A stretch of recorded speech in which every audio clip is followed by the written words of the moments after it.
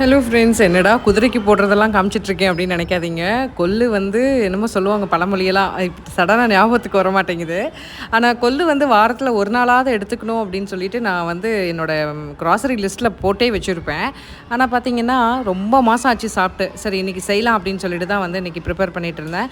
கொள்ளு அந்த பாயில் பண்ணிவிட்டு அந்த தண்ணி எடுத்து ரசம் வச்சோன்னு வச்சுக்கோங்களேன், அவ்வளோ நல்லது. ரசம் சாப்பிட்டோம் அப்படின்னா கொள்ளு ரசம் உடம்புக்கு வந்து அவ்வளோ அப்படி நல்லா இருக்கும். அது இப்போல்லாம் பார்த்தீங்கன்னா ரோட்டோரத்தில் வந்து சேல் பண்ண ஆரம்பிச்சிட்டாங்க. கொள்ளு ரசம், மிளகு ரசம், பூண்டு ரசம் அப்படின்னு சொல்லிட்டு. அப்போ வீட்டில் இதெல்லாம் செய்கிறதே இல்லை போல இருக்கு யாருமே.